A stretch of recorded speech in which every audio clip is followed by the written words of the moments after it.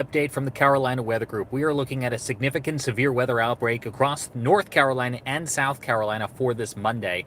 Taking a look at the latest from the Storm Prediction Center, we can see that the area is due for a severe hail threat as well as a damaging wind threat, and we can't rule out the chance for an isolated tornado. Overall, we have a tier 3 out of 5. That's orange on a lot of the maps, or enhanced risk, stretching from the I-77 corridor in North Carolina eastward through the Triad, Fayetteville, Raleigh-Durham, and the rest of the triangle, and that extends out to the coast. Disseminating out from that bullseye, we also have a risk 2 out of 5, a slight risk. That includes the rest of the I-77 corridor, like Charlotte, Statesville, Hickory, and then down into the upstate, Greenville and Spartanburg in South Carolina, as well as places like Aiken and Columbia, Florence, Myrtle Beach, and even right up against the line there in Charleston in South Carolina.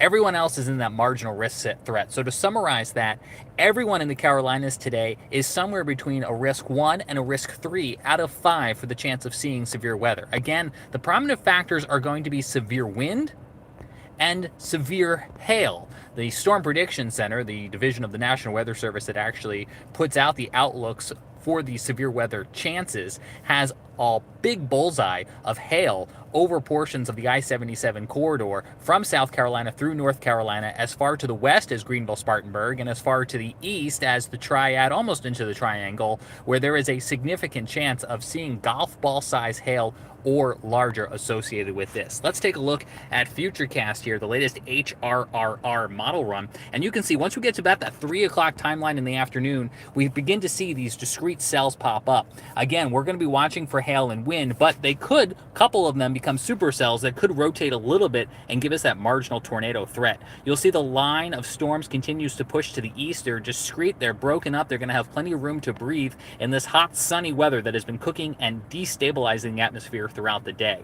Increase in coverage of storms as they head off to the east. That's why that bullseye is more so across central North Carolina and to the east, because as we go into the later evening hours, we're still going to be watching for thunderstorms pushing eastward across both North Carolina and South Carolina during the overnight hours and into the start of Monday.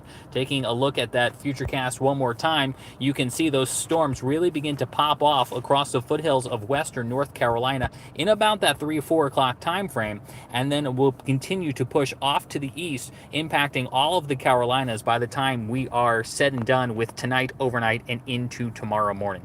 It's certainly a day to stay weather aware. Here at the Carolina Weather Group, we can for sure provide you two things. We're going to have real-time warnings from the National Weather Service posting to our Twitter account. Tornadoes, flash flooding, severe thunderstorm warnings for any area in North Carolina, South Carolina, those will post to our Twitter account. We are also streaming our Carolina Weather Net on YouTube, which is a real-time look at warnings, sky cams, radars, and more.